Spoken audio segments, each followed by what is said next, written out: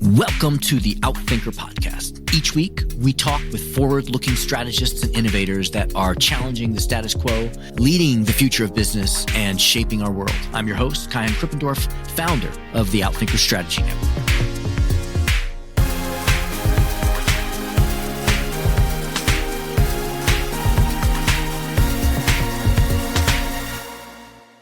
Few people have thought about and researched the future of work more than Dr. Anna Tavis. She is a clinical professor and academic director of the Human Capital Management Department at NYU's School of Professional Studies. She's a senior fellow with the Conference Board and the academic in residence with Executive Networks. Anna has been named to Thinkers50 Radar list for 2020. Her latest book, Humans at Work, The Art and Practice of Creating a Remote Workplace, was published in spring of 2022. She has been featured in outlets such as The Washington Post, Bloomberg, the Human Resources Executive, Trading Magazine. Her Harvard Business Review article with Peter Cappelli, HR Goes Viral, and the article The Performance Management Revolution were reprinted in HBR's must-reads. She has navigated a diverse and global career in academia, business, and consulting. She was the head of Motorola's EMEA OD function based in London, Nokia's global head of talent management based in Helsinki, chief learning officer with United Technologies Corporation based in Hartford, Connecticut, and global head of talent and organizational development with AIG Investments based in New York City. I've gotten to know Anna over the years and even have had a chance to lecture in one of her NYU programs. Her work on the topics of future of work, people analytics and technology, employee experience, and intelligent automation in the workplace are truly cutting edge. In this podcast, she shares 3 trends that are most impacting the future of work now, how AI will shape what work humans do in the future,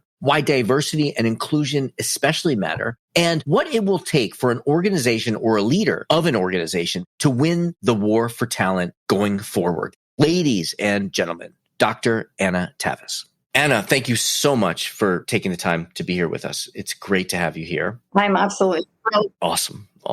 Yeah, I don't know many people who have thought as much about the history and future of work as you. And so this is a great honor for us. One question I'd like to start off with, and I ask this of all of our guests, just to get us to know you a little bit personally, if you could complete this sentence for me. If you really know me, you know that. If you really know me, you know that I am an avid yoga practitioner. I travel to India every year. I've been seriously studying Sanskrit, Buddhism, and Indian culture and philosophy. And as is always the case with me, I go to the Mecca. I go to where it all started. So you could chase me down all the way to southern India every winter until the pandemic hit. So that was a real slowdown for me. But the benefits of that practice really helped me stay focused and centered throughout the 2 years plus of lockdown. Wow, I didn't know that at all, but I can actually see that. And our listeners can't see the video here, but I do see images on your wall of, it looks like a Buddha sitting cross-legged, right, and another Buddha on a cow. And yes, fascinating. So your specialty and your interest area is around work, which is part of strategy. So I'd like to ask you, and I ask this of everyone, I always get a different answer. What is your definition of strategy? You know, it might be very idiosyncratic to me, but a strategy for me is more of a proof of strategy through an ability of any plan or vision or forecast to really play itself out in human communities, because we often have these amazing plans or very finely aligned and matched presentations. But the human nature is such, especially as it plays itself out in groups, teams, communities, that all of those strategies get changed, adjusted, and oftentimes transformed and pivoted away from. So for me, it is a continuum from having a great idea and then proving it out and seeing how the humans actually behave in the long run. I love that. Yeah, strategy ultimately is fulfilled by and impacts humans, which brings me to my first question, I think, which is, what is work? I mean, you talk about this distinction between work and a job. I think if we're going to talk about work and future of work, we should know what the definition of work is. To me, work is intrinsically human. human, purposeful activity that really becomes all-encompassing if you find that particular purpose and meaning. Work is a lot more than just a transactional activity or a particular project or a job you do. Work is more like a calling to me. And as you know, there's so much research these days on the difference between purposeful work and sort of the routine work. And so when I talk about work, I mean work as a calling of the highest actualization of what it means to be human. It means not just to exist, but also to change the environment around you, which is done through work. Mm-hmm. I realized many years ago, my mission in life is people loving what they do. And I think when work can be meaning, that's a very fulfilling life. How is work changing? You talk about the technologies and other trends that are shaping work. You talk about data analytics and artificial intelligence, the rise of gig work. What are the 3 or so trends that are most shaping the nature of work? It's such a great question. First, I think there is a democratization of what I call work, and that is work that has purpose and meaning. When I looked at it historically and done quite a bit of research on how work evolved, it started, if you look at the Greeks and the Romans, in the writings of the Stoics, for example, who are very popular with the technologists these days. That type of work was only available to a very small fraction of society. People who learn it, who had the means, the elite of the elite. Everyone else was toiling the fields and really doing a lot of physical work. But as we progressed more toward the knowledge work, what we call today, and with the impact of technology and automation, I think this type of meaningful, purposeful, self-fulfilling work is going to be available to larger and larger percentage of the world's population, because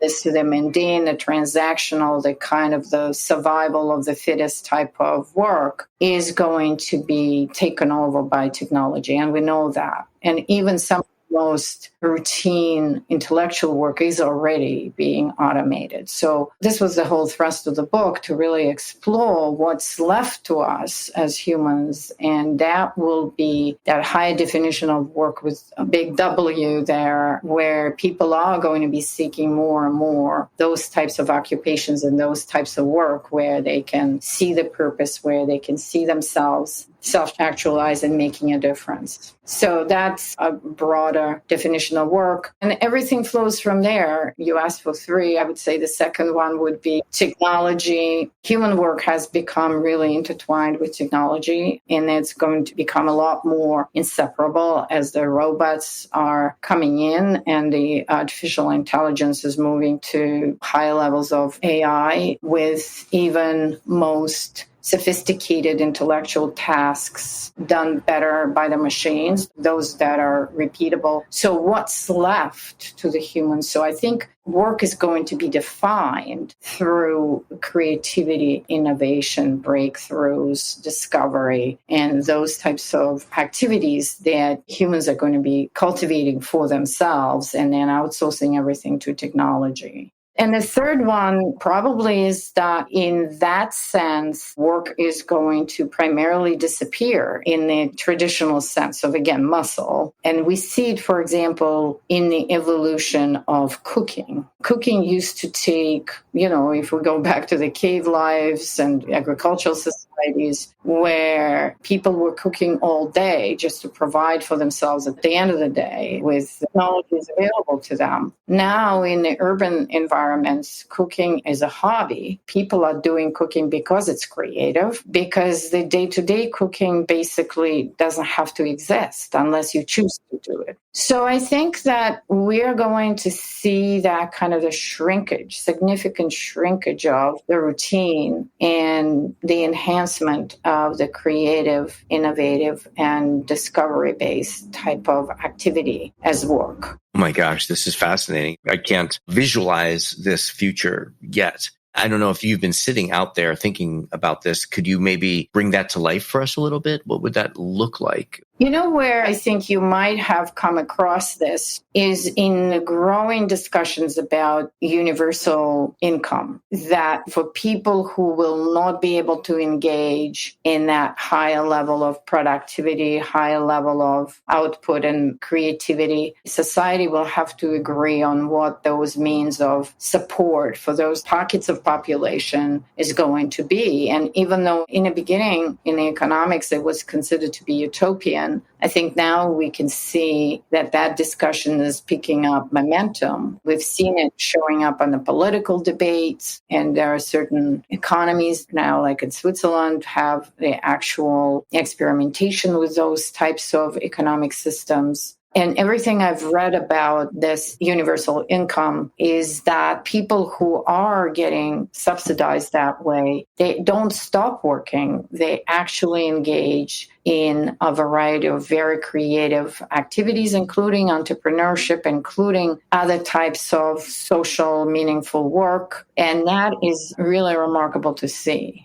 People who do not have that financial support, that's where we see a lot more social issues associated with unemployment, for example. What I'm kind of hearing you say is if work gets detached from a purpose of producing something as valuable to someone else, because machines can do a lot of that, there still has to be activity. People still have to eat. So then the person who pays people, I guess, is no longer an employer. It becomes society or something like that. Right. And it's almost like what I was thinking about even in writing this book is that we kind of short-circuiting to the Industrial Revolution and all of our discussions of comparative organizational systems, comparative industrial systems, and even the evolution of technology. We usually take it only as far back as the early 20th century with the Model T and Ford and factories, et cetera, et cetera. But if you take it a lot further back into history, there's some amazingly compelling comparisons that arise. And I, for example, spent quite a bit of time researching artisan communities, looking at how they organize themselves, because at the end of the day, the artisans were the first work from home people.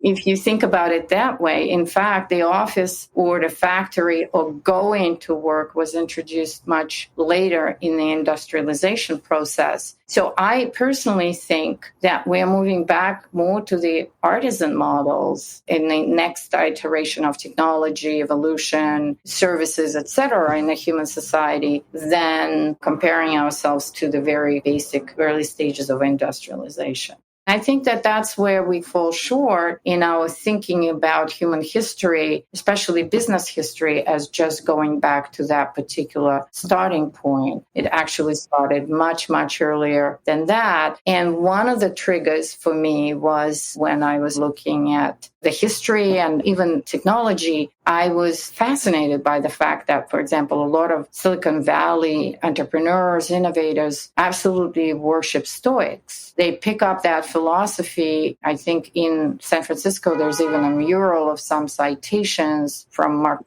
Aurelius and Seneca and others. And if you think of that revival of interest in the Romans and the Greeks, what was that drew these technologies to the philosophy of that far back, right? And I think it is the overall search exactly for the questions that you're asking me of the meaning of work, because even though it was limited to that still slave society, if you think about that, but those people at the very top, the Roman emperors, who a lot of them were these Stoic philosophers and embraced those philosophies, they were actually living their lives. They were not self-made. They inherited where they were, but their philosophy is what these new entrepreneurs are really looking at. It's fascinating conversation to have. Yeah, I've heard Tim Ferriss talk a lot about he's written books or supported books on it, but I hadn't thought about the macro reason for that. I've got so many questions for you. I know we don't have as much time as this interview would deserve, but you talk about employees being the new customers. Can you talk to us about that? Yeah. I mean, it's not really something I discovered, but I think there's this broader conversation that's happening, especially in the aftermath of the pandemic, when Larry Fink, the CEO of BlackRock, in his annual letter to the CEOs that he writes every year in 2022, one of the trends that he pointed out was that changing contract between the employees and employees. And he's sort of warning and admonition to those who are not paying attention to that changing power structure in companies to really start realigning themselves toward that new dynamic. It's very consistent to what we've discussed before. As the work is becoming more and more personalized and the routine work outsourced and executed by the machines, then the value of individuals working for companies is higher and higher, because what company needs to tap into is that creativity, that sense of discovery, which requires not only a set of skills, but also personalities and characteristics that in the more traditional workplace setting, in the kind of industrial model, were not really relevant as much. For as long as you can define the process, train people on certain skills, and then set them to work, that kind of routine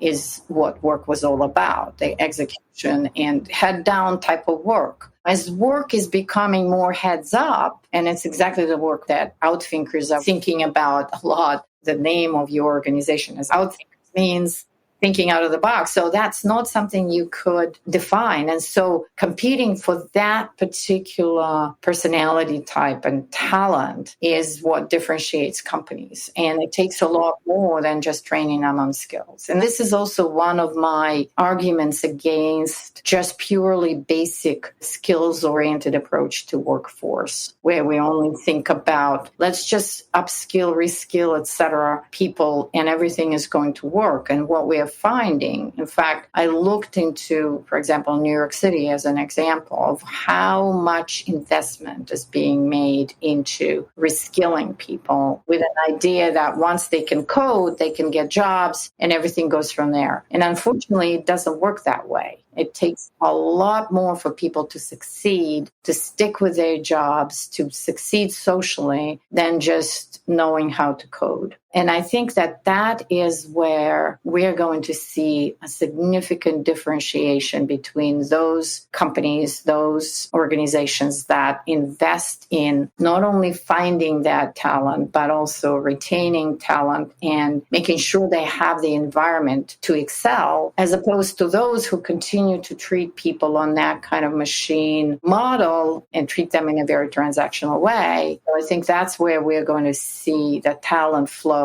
through different organizations, even in the same companies, the same type of industry. We are going to see talent flows. And you know it. You look at CVs, you look at resumes of people, and you encounter the same type of mobility. It's not just an indication of the exclusivity of that club, but also it's an indication that those types of skills are at a premium in the current organizations. I have so many questions, but I know we're reaching the top of our time here. But I would like to just ask you one more question. Well, I'll ask you two more questions. The last one will be, how can people connect with you and follow you? But before that, let's just flip it a bit. If someone is a leader in an organization or leading strategy or leading human capital strategy in an organization, what are some things that they need to be thinking about in order to be successful in the long term? I think that being a people leader, a good people leader, requires a lot of humility and self-awareness. If I could just give you an illustration of somebody who I really admire, and you won't be surprised, I think it's Satya Nadella.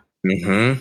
CEO of Microsoft. Yes, the leader of Microsoft, and thinking about how he was able to refound the company is really incredible. I mean, we have very few leaders who can come in after, maybe Tim Cook is another one, but he's a lot less visible in terms of what he does, right? I think Satya Nadella is transparent around what he does with his organization, et cetera. But thinking about refounding a business after a legendary founder. And when the business started to go down, right? And they lost step with what the current environment needed. And then Satya Nadella came in and reinvented basically the whole thing. That's a really big scale illustration of what I'm talking about, this creativity. Even in a job of a CEO, you could be pretty static and pretty traditional, formulaic in how you approach it. But he wasn't. And a lot of it, just between us, to make it the full circle to where I started, because of my study of Indian culture and Indians' philosophy, et cetera, I actually see a lot of connections there because he's Indian and because of his story, personal story, that is very humble. His whole experience of having a handicapped child whom he had to care for the majority of his life until recently, and how it taught him the life lessons he needed to drive a successful business. And another factor that fascinates me and also speaks about his humility.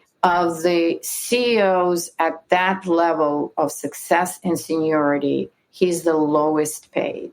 We do not hear about his billions. Satya Nadella's compensation never comes up in conversations. And that is, I think, for leadership, for leaders, getting out of talking about strategy every day and looking deeper into philosophy and, yes, go beyond Industrial Revolution and the role models that everyone was raised on, seeking that ultimate truth and self-fulfillment. I think that's what Nadella really represents to me. And he's unique in this whole gallery of successful tech CEOs today. Yeah, I hadn't thought about that. And that's a beautiful way to wrap it up and bring it back to the purpose of work. So again, I have so much more we can explore, but I know our time with you is limited and we also try to keep the podcast more bite-sized. So given that, how can people learn from you and follow you? Certainly, we highly recommend that people buy and read Humans at Work. How else can people follow you and stay connected to you? You know, the social network that I continue to go to every day is LinkedIn, because I think it's pretty much the only one that kind of maintained a significant level of integrity and focus. And that's where I post a lot of what I do, as well as announcements about the programs, etc. I am on Twitter, but I mostly reading than posting. All right. So we'll find you on LinkedIn. Anna, thank you so much for the work that you do and for helping us understand and explore and create the future of work and for spending some time to share your work with us here today. Thank you so much. Thank you to our guests. Thank you to our producers, Karina Reyes and Zach Ness, our editor, and the rest of the team. If you like what you heard, please follow, download, and subscribe. I'm your host, Kai-Han Krippendorf. Thank you for listening. We'll catch you next week with another episode of Outthinkers.